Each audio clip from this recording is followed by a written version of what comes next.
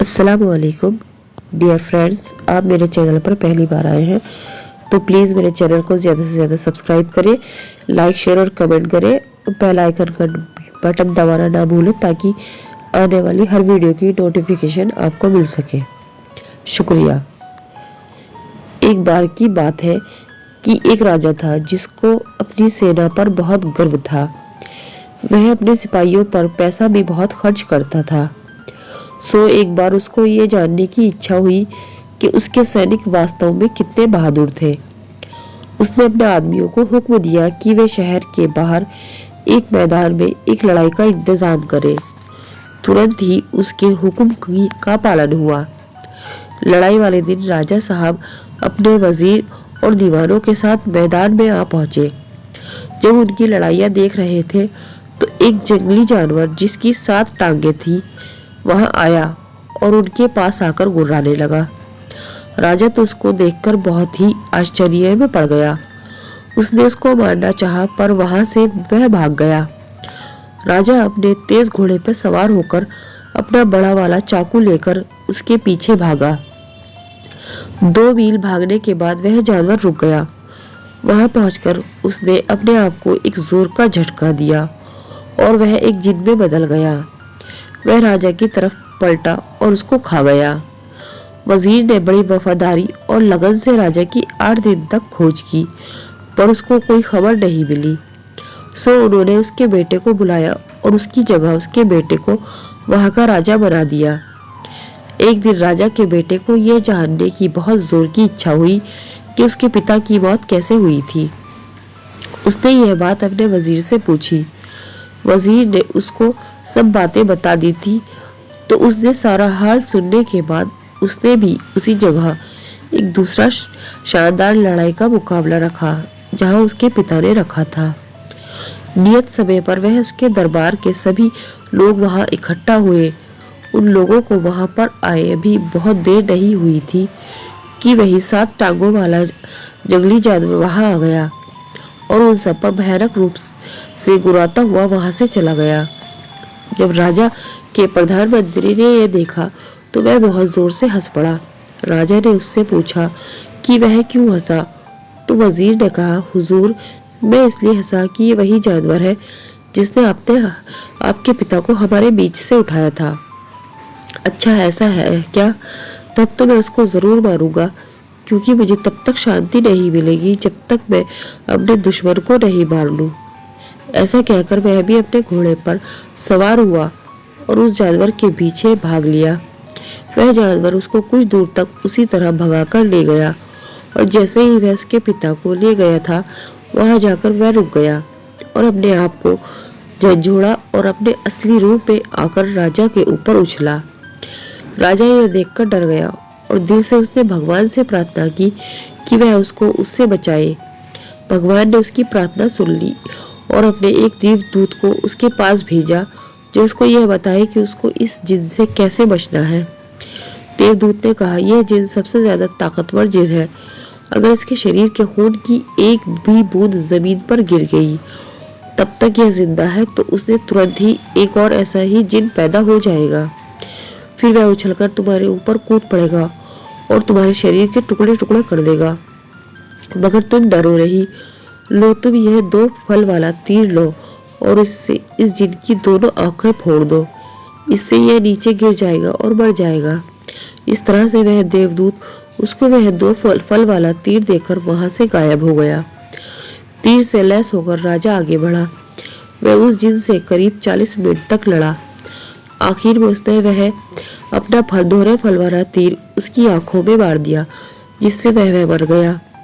जब राजा ने पक्का कर लिया कि उसका दुश्मन मर गया है तो उसने अपनी तलवार निकाली और उसका सिर काट लिया। उसको उसने अपने एक तीर की नोक पर रखा और वापस महल की तरफ चल दिया। वहां जाकर उसने उसको अपने महल के 12,000 कमरों में से एक कमरे में रख दिया। उसने उस कमरे का ताला लगाया और उस कमरे की चाबी अपनी माँ को देकर उससे कहा कि वह उस कमरे का दरवाजा किसी भी हालत में ना खोले। पर क्योंकि उसने अपनी माँ को यह नहीं बताया था कि उसने उस कमरे में इतनी सावधानी से क्या चीज बंद कर रखी थी, उसकी माँ ने सोचा शायद उस कमरे में कोई खास खजाना बंद होगा। यह सोचकर उसके मन में उसको देखने की इच्छा हो गई। सो एक दिन वह उसके कमरे की तरफ गई और उसने उसका दरवाजा खोल दिया। उसको उस कमरे में कुछ दिखाई नहीं दिया क्योंकि उसके बेटे ने उस जिन का सिर एक कोने में फेंक दिया था। हाँ, उसको एक हंसी की आवाज जरूर सुनाई दी और फिर ये शब्द, तेरा बेटा एक जिन है, उससे बचकर रहना, वह एक जिन है, किसी समय वह तुझे भी मार देगा जैसे उसने मुझे यानी तेरे पति को मारा है। अगर तू जिंदा रहना चाहती है तो तू उसको महल के बाहर निकाल दे। राजा की माँ ने पूछा, अरे ये आवाज कहाँ से आ रही है और ये तुम क्या कह रहे हो? वही आवाज फिर बोली, तू झूठ मूठ बीमार बनने का बहाना कर और अपने ठीक होने के लिए उससे मादा चीते का दूध मंगवा। उससे कहे कि वह यह काम करने के लिए खुद वहां जाए और उसको लेकर आए। अगली सुबह भारी और दुखी दिल से राजा एक जंगल की तरफ जाता देखा गया जहां चीते और दूसरे जंगली जानवर घूमते हुए देखे जाते थे। जल्दी ही उसको एक मादा चीता दिखाई दे गया जो अपने बच्चों के साथ धूप में बैठी हुई थी। उसको वहां देखकर वह एक पेड़ पर चढ़ गया और वहीं से उसके एक थन में तीर मारा। इत्तेफाक से उसके उस थन में कई दिनों से बहुत दर्द हो रहा था क्योंकि उसके पास ही उसके एक फोड़ा हो रहा था। राजा का तीर उस फोड़े में जा लगा जिससे वह फोड़ा फूट गया और मादा चीते को बहुत आराम मिला। मादा चीता इस आराम के लिए उसकी बहुत कृतज्ञ हुई। उसने ऊपर की तरफ देखा और उससे नीचे उतरने की प्रार्थना की। उसने उससे पूछा कि इसके बदले में उसको क्या चाहिए। राजा ने उससे कहा कि उसको कुछ नहीं चाहिए सिवाय उसके थोड़े से दूध के जो उसने उसकी बीमार माँ के लिए चाहिए। मादा चीता ने तुरंत ही उसकी बोतल अपने दूध से भरकर उसको दे दी जो वह अपने साथ लेकर आया था। फिर उसने उसको अपने कुछ बाल दिए और उससे कहा, जब भी कभी तुम किसी मुश्किल में हो तो इन बालों को सूरज दिखा देना, मैं तुम्हारी सहायता के लिए तुरंत आ जाऊंगी। राजा ने उसका वह दूध और उसके बाल लिए और घर आ गया। जब रानी माँ ने उसको मादा चीते का दूध लाता देखा तो उसे लगा कि शायद वह वाकई कोई जिन था। उसने अपने दिल में उसको मारने का पक्का इरादा कर लिया। वह फिर उस कमरे में गई जिसमें से वह सिर रखा था और उसे अपना पूरा हाल बताया तो उस बोलने वाले ने उससे कहा, इस बात से यह पता चलता है कि वह वाकई में एक जिन है। एक जिन के अलावा कोई और किसी मादा चीते का दूध ला ही नहीं सकता। तू जल्दी से जल्दी उसे मारने का इंतजाम कर। रानी माँ बोली, पर मैं उससे कैसे छुटकारा पाऊं? आवाज फिर बोली, इस बार जब वह तुझसे दोबारा मिलने आए और तेरा हाल पूछे तो इससे कहना तू अभी भी बहुत कमजोर और बीमार महसूस कर रही है। मादा चीते के दूध ने तेरे ऊपर कुछ ज्यादा असर नहीं किया, पर सुना है एक राजकुमारी है जो फला फला ऊंची पहाड़ी पर एक किले में अकेली रहती है। अगर वह तेरे पास आ जाए और तुझे छू ले तो उसके छूने से ही तू ठीक हो जाएगी। यह सुनकर तेरा बेटा उस भयानक किले में जाएगा तो निश्चित रूप से रास्ते में ही मारा जाएगा। अगले दिन शाम को जब राजा अपनी माँ को देखने गया और उससे पूछा, माँ अब तुम कैसी हो? क्या अब तुम पहले से कुछ अच्छी हो? रानी माँ रोती हुई सी बोली, कहा बेटा, इस मादा चीता के दूध ने तो मुझे बिल्कुल भी फायदा नहीं किया, पर कल मैंने एक सपना देखा था कि एक राजकुमारी है जो फला फला ऊंची पहाड़ी पर एक किले में अकेली रहती है। अगर वह मेरे पास आ जाए और मुझे छू ले तो उसके छूने से ही मैं बिल्कुल ठीक हो जाऊंगी। जब तक मैं यहाँ नहीं आती और मुझे छू नहीं लेती मैं ठीक नहीं हो सकती। राजा बोला, माँ थोड़ा धीरज रखो, मैं उस राजकुमारी को तुम्हारे पास लेकर आऊंगा। अगर नहीं ला सका तो राज्य छोड़ दूंगा। सो अगली सुबह राजा ने अपना सबसे तेज भागने वाला घोड़ा उठाया और उस पर बैठकर अपनी उस खतरनाक यात्रा पर चल दिया। वह मादा चीता के दिए हुए जादू को बालों के साथ ले जाना नहीं भूला था। जैसे ही सूरज निकला उसने वे बाल सूरज को दिखाए। तुरंत ही मादा चीता और उसके दोनों बच्चे वहां आ गए। मादा चीता ने पूछा, क्या बात है? राजा बोला, फला फला जगह एक राजकुमारी अकेली रहती है और तुम्हें उसको लाना है। यह तुम नहीं कर सकते। कई लोगों ने उसको वहां से लाने की कोशिश की है क्योंकि राजकुमारी बहुत सुंदर है, पर कोई भी अब तक उसके पास भी नहीं पहुंच सका है।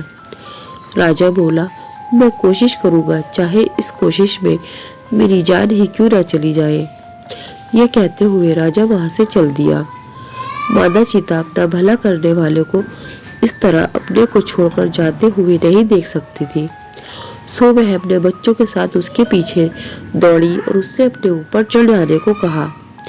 राजा उसके ऊपर बैठ गया और वे सब कुछ ही देर में उस किले के पास पहुंच गए।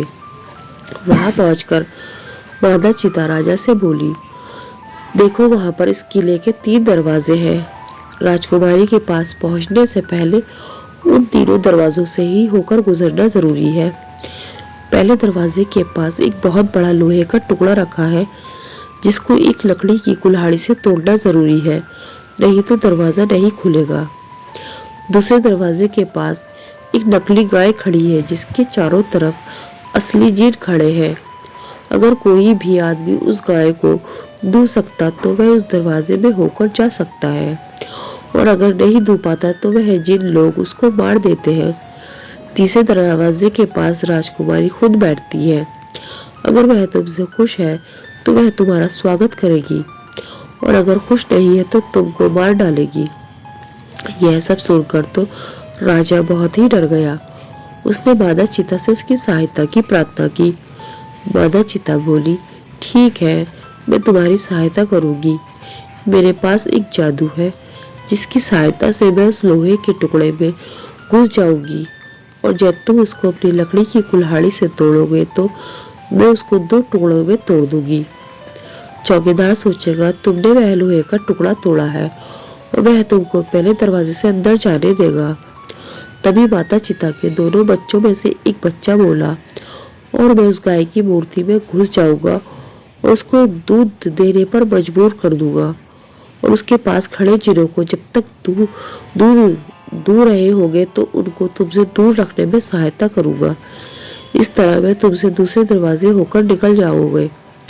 इसके बाद माता चीता के दूसरे बच्चे ने कहा, और मैं राजकुमारी की आंखों में अपना जादू डाल दूंगा, जिससे जब वह तुम्हारी तरफ देखेगी तो तुम उसको सूरज की तरह से चमकीला पाओगे।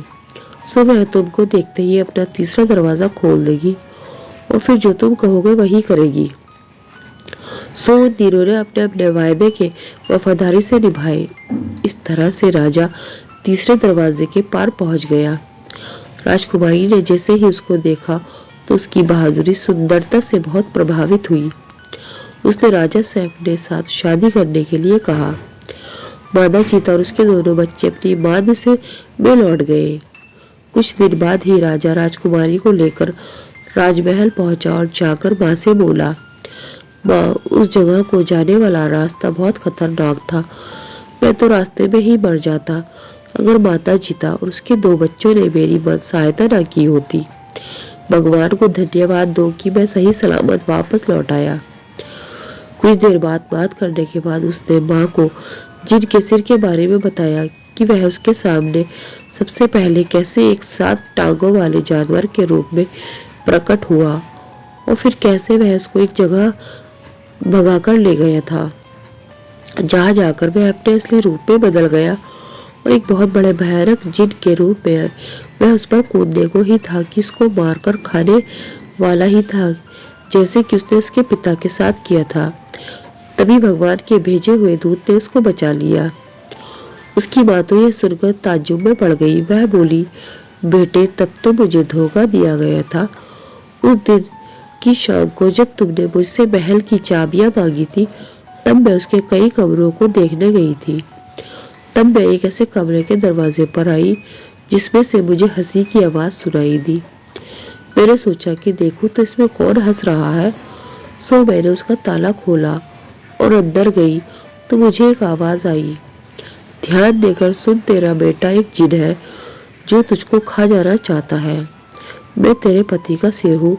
उसने मुझे मारा तो तू उसे मार दे, नहीं तो वह तुझे भी मार देगा। मेरे बेटे, मैंने उसकी बातों पर विश्वास कर लिया और उसी की सलाह पर मैंने इस आशा में तुझे मादा चीते का दूध लाने भेजा कि वह तुझे मार देगी। पर जब तू मादा चीते से बचकर आ गया तो फिर मैंने उसी सिर की सलाह पर राजकुमारी को लाने भेजा। मैं जानती थी वहां का रास्ता खतरों से भरा है, फिर भी पर भगवान तेरे साथ था। उसी ने तुझे अपना देवदूत तेरे पास भेजकर तुझे रास्ता दिखाया और उसी ने मादा चीते के रूप में तेरी सहायता की। उस भगवान को लाख लाख धन्यवाद, कहकर उसने बेटे को गले लगा लिया और बहुत जोर से रो पड़ी। इस घटना के कुछ दिन बाद ही राजा और राजकुमारी की शादी हो गई और सब लोग शांति से बहुत दिनों तक खुशहाली में रहे। फ्रेंड्स, आपको मेरी कहानी पसंद आई हो तो मेरे चैनल को सब्सक्राइब करें, लाइक शेयर और कमेंट करें। शुक्रिया। अल्लाह।